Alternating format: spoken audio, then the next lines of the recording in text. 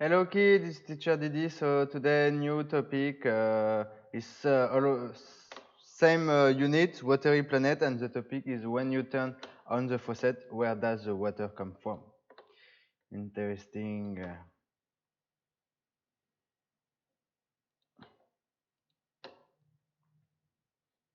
It's okay, that will work.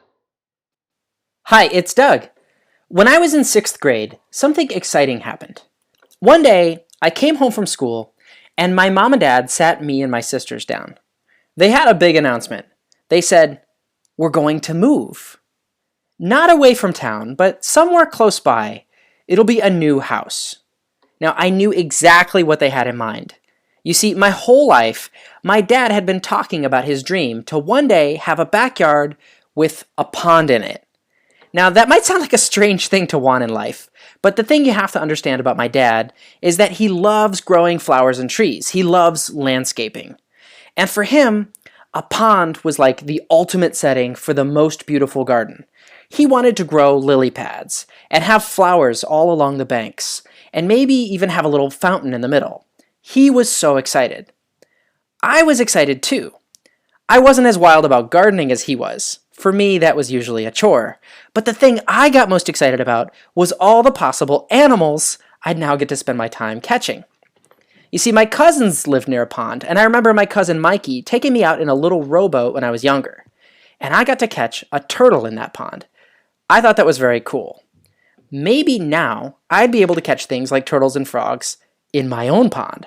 So I said to my parents, "I can't wait. This is going to be awesome. Where is this pond? Can we go see it now?" We got in the car and drove out to the site of the new house. When we got out of the car, I was confused. There was no pond anywhere. I thought, Dad, are you sure you got the right place? Where's the pond?" He explained, "Well, there isn't a pond here. Yet. We're going to make one." Make a pond? I was surprised. I didn't know that was a thing you could do. Like, dig a hole and fill it with water? That sounds like a lot of work. Now, luckily, as my dad explained, he knew someone who owned an excavator who agreed to come out and dig the hole. But I said to my dad, "So where are you going to get the water from? There's no hose or faucet around here or anything yet." I knew that was how people filled up swimming pools. My dad laughed a little. "Oh, right," he said. "You have no idea how this works, do you? I didn't used to know either. It's okay." I guess I had no clue. I said, "Oh, well, are we going to have to wait for rain to fill it up or something?" My dad shook his head no. We weren't going to do that either. "Okay, well, if you weren't going to fill it with water from a hose, and we're not going to wait for the rain to fill it up, then how is there going to be water in this pond? Where's the water going to come from?" My dad pulled a shovel out of the trunk of the car. "Watch this," he said, and he started to dig a little hole. When he dug the hole down to a few feet, he said, "Look in there. What do you see?" To my amazement, there was water. How is that possible? What do you think? Why did my dad hit water when he dug down?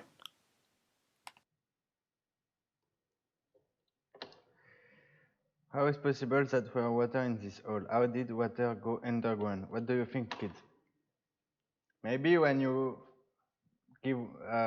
it's rain, after where goes the rain, they go underground. Yeah. So if you try to find water, you can look underground.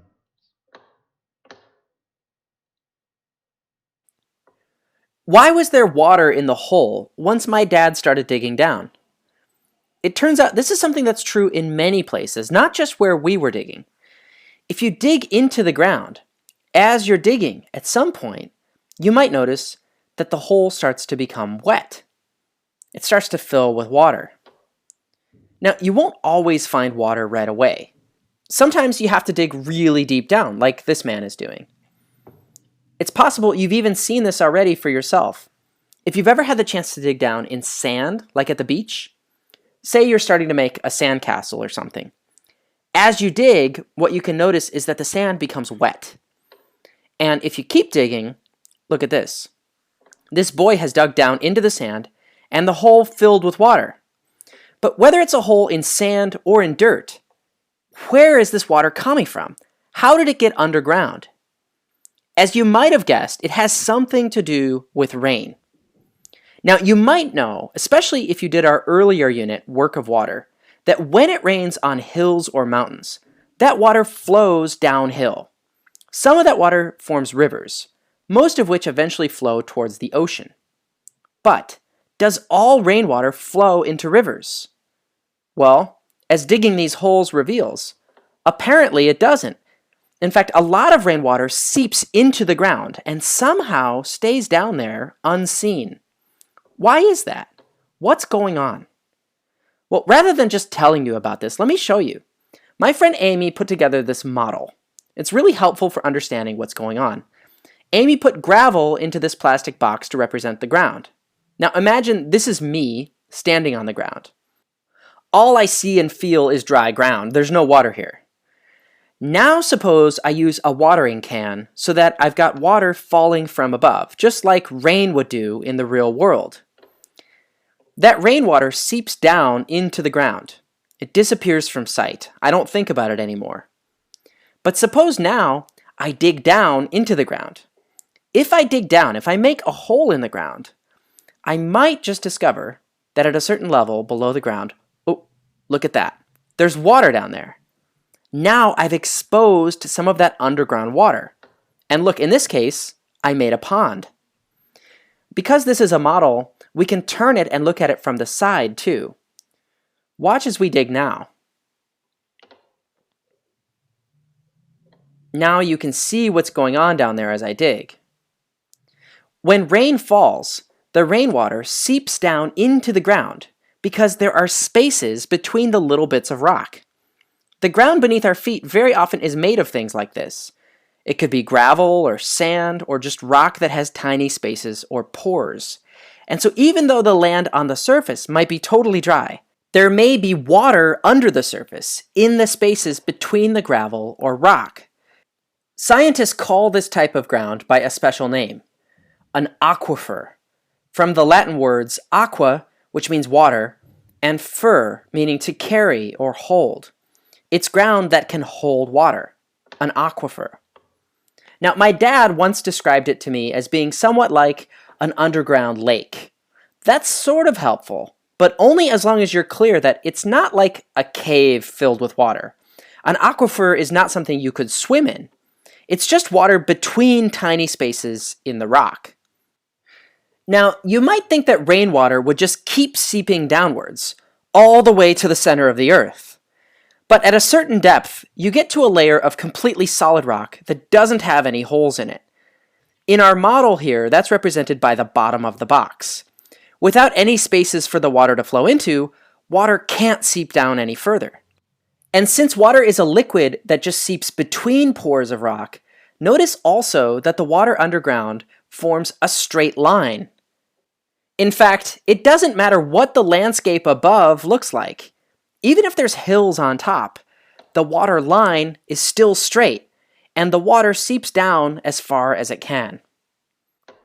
So, to summarize, sometimes there's water found underground, at least where the ground has tiny holes or spaces where rain can seep downwards. We call this water-filled ground an aquifer. The pond my dad dug was basically a big hole in the backyard where we exposed water that was already there in the ground. In other words, by digging that hole, we revealed water that was sitting in an aquifer. This is what most ponds and lakes are. This knowledge that in some places there's water below the ground, this isn't just useful knowledge for people who want to dig their own ponds. The existence of aquifers, underground water, is an even bigger deal than that. Think about it. Why might the discovery of an aquifer in the ground be important? Think back to our earlier mystery. Where do you think people get their water if they don't live near lake or river? How do people get water from far underground? Thanks to the humanity who build some pipeline for take water from the soil and deliver to my home. In today's activity, you're going to be a pioneer. You'll explore a new territory where nobody lives. You'll start by collecting information. Then you're going to decide the best place to build a town. Now, right now, you live in Rivertown, a place that's right on the river. When you first moved here, Rivertown was a small village. You knew everyone in town, and there was plenty of empty land. But the town has grown bigger and bigger, and more crowded. Everyone moves here because they want to live by the river, where they can get fresh water for drinking and for their crops. But now there are too many farms and too many people. You want to go where there's more space. So, you and a few friends have decided you're going to leave.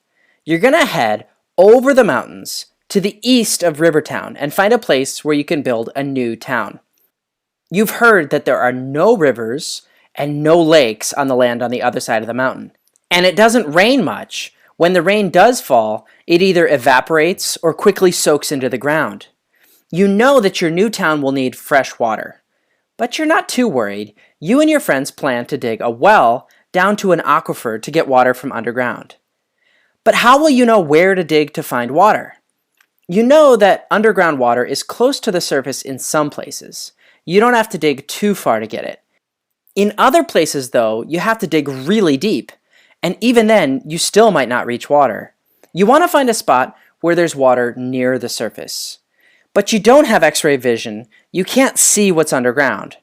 How can you figure out where to dig a well? You'll have to think like a scientist. You need to look for clues that indicate where there might be water underground.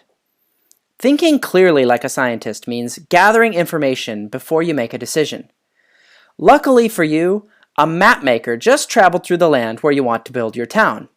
You'll get a map from him and decide where you think you should dig a well. You'll be making your best guess when you first look at the map. Then, you'll get information from a few other folks in Rivertown.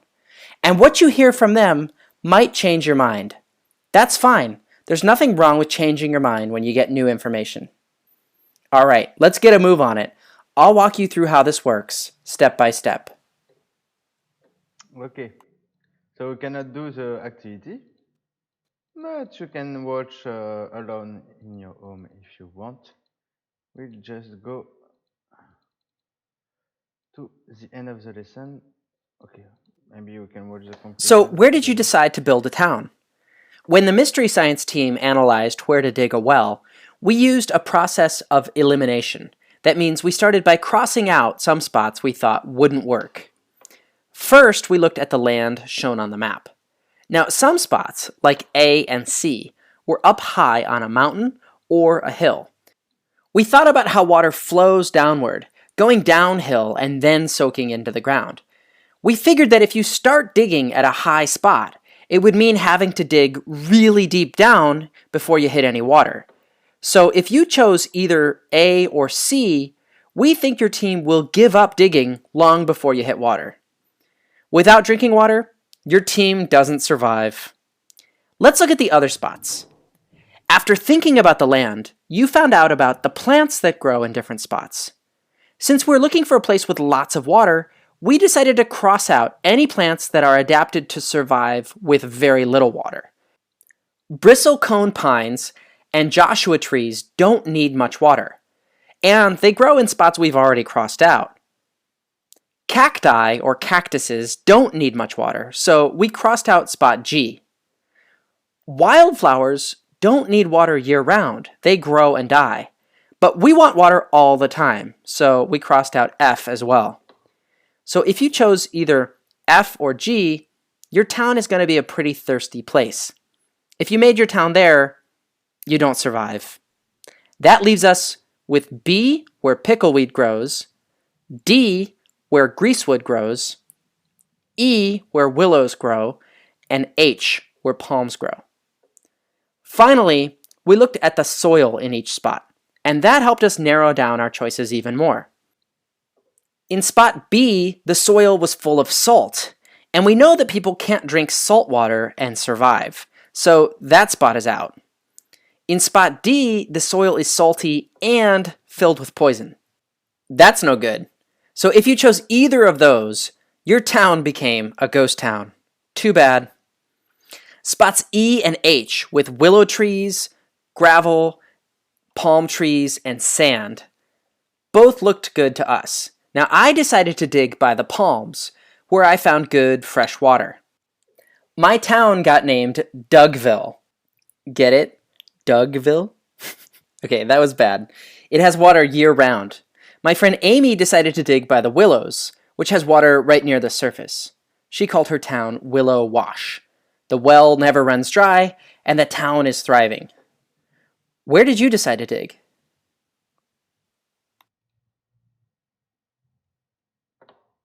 Where did you decide to dig? Why did you decide to dig in that spot? What clothes did you use? Now, all of this you did today was an imaginary activity, but it's also a model of what has really happened throughout time. For most of history, getting access to fresh water has been such a problem that it has determined where we could even live and build cities in the first place. Just like the fictional city of Rivertown that was built on a river, all of the world's actual old cities were started near a source of scoopable fresh water too. The Babylonian city of Uruk was on the banks of the Euphrates River. Alexandria, Egypt, was on the Nile River. Tenochtitlan, the ancient Aztec city, was located on the lake Texcoco in Mexico. London, England, is on the banks of the River Thames. The fact is, if you weren't within pretty short walking distance of scoopable fresh water, for most of history that meant you couldn't live there.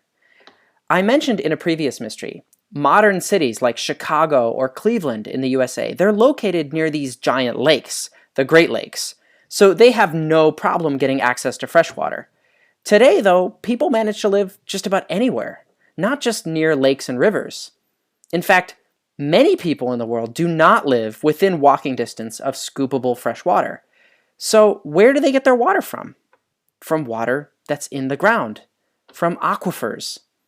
In an earlier mystery, we saw how little of the Earth's water is fresh water. Now, though, when we also include the water that's found in aquifers, things don't seem nearly so bad.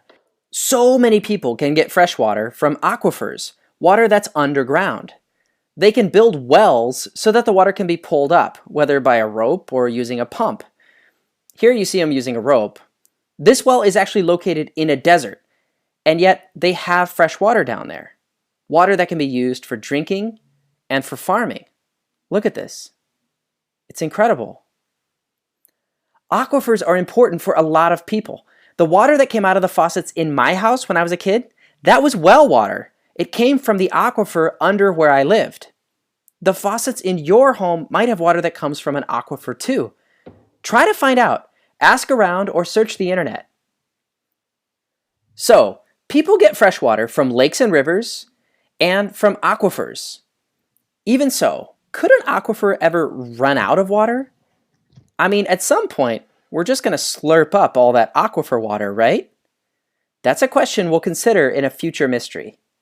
Have fun and stay curious.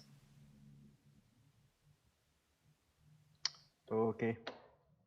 So we see, oh, there is 2 short video. Perfect.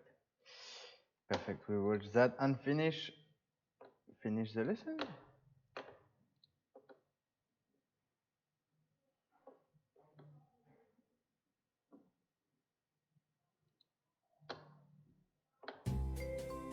We all know the Earth is full of water, but there's a lot more to water than all that blue stuff you see on the globe. The water we can see on the surface of the Earth is surface water.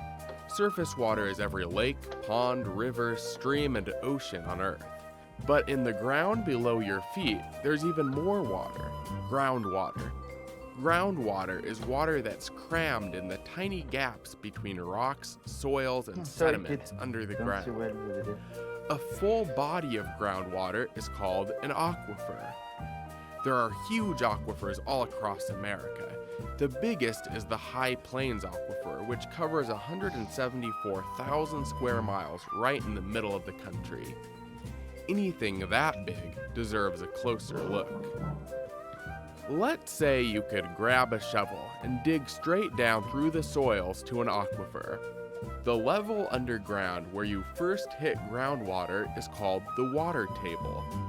Below the water table, the ground is completely soaked or saturated with water, which is why this area is called the saturated zone. The area above the water table is called the unsaturated zone. So, how does all this water end up in the ground? Well, it's all a part of the good old water cycle. When it rains, some water gets soaked up by plants. Some water runs off the soil and into streams, lakes, or even the ocean.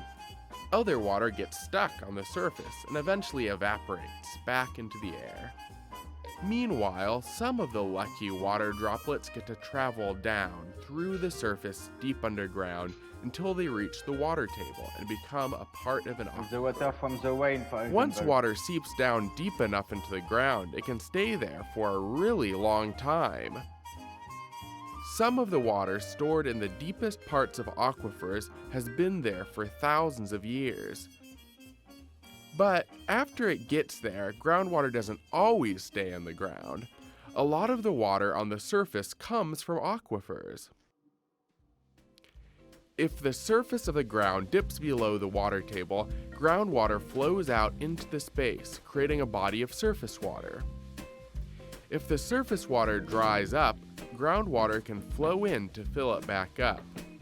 And if the water table in this area rises, so does the level of the surface water. Groundwater can also pour down a sloping surface, creating streams. Any place where groundwater flows out into the surface is called a spring.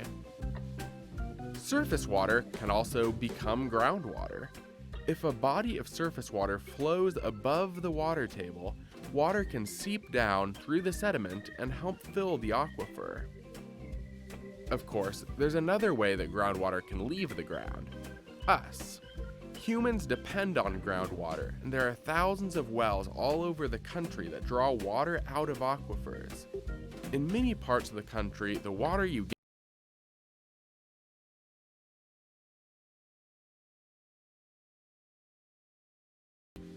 farms can get lots of the water they need from rain, but rain isn't always enough.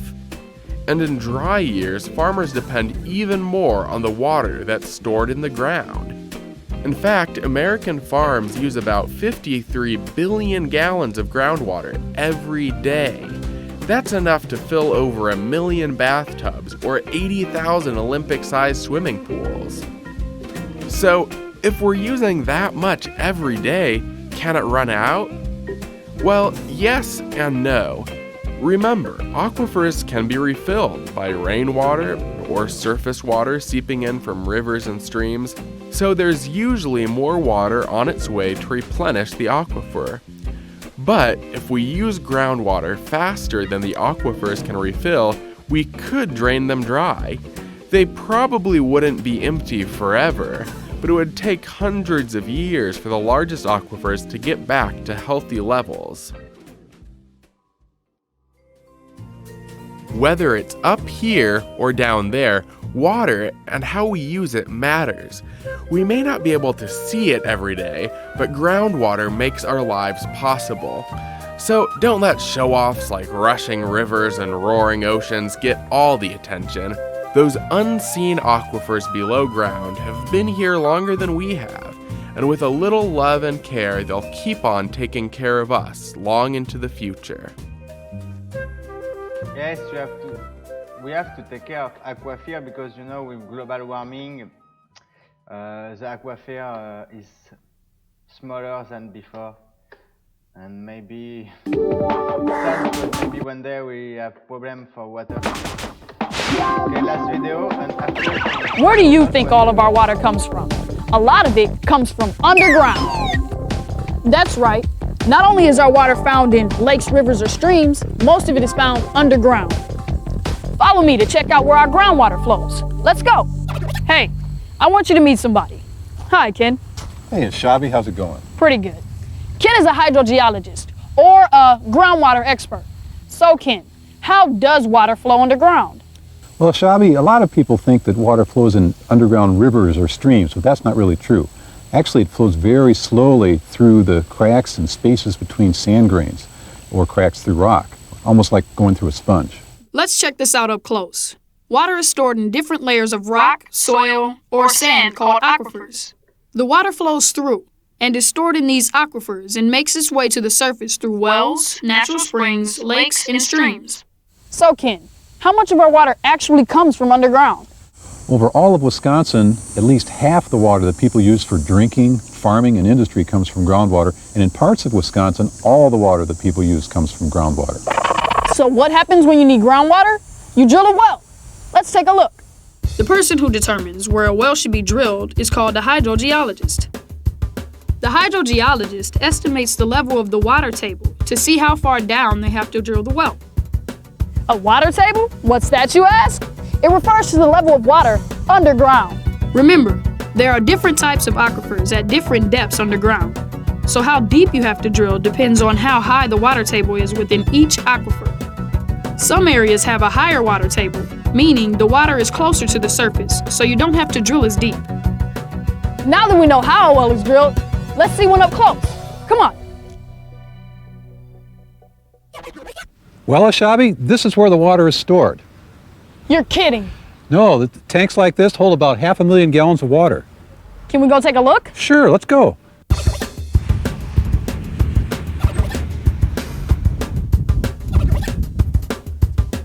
Oh, cool.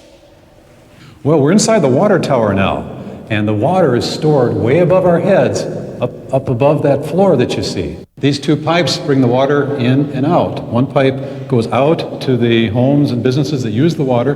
The other one brings water in from the pump house. Where's the pump house? Right behind us. Let's go see. Well, Shabi, we're inside the pump house now, and this is about the most important part of the whole water supply operation. This is the well and the pump that pumps the water. The well underneath this pump house is about 1,500 feet deep. The incoming groundwater travels through the pipes to the water tower where it's stored. When water is drained from the tower, the water table in the well is lowered. When this happens, the water table needs to be replenished, or as we say in the business, recharged. How does the water get back into the ground?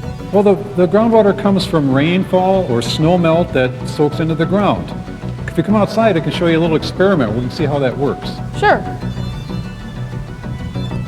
Okay, Shabi, let's do a little experiment. If I take some water from this hose and put it on this lawn here, where do you think it'll go? I guess directly back into the ground. Let's see.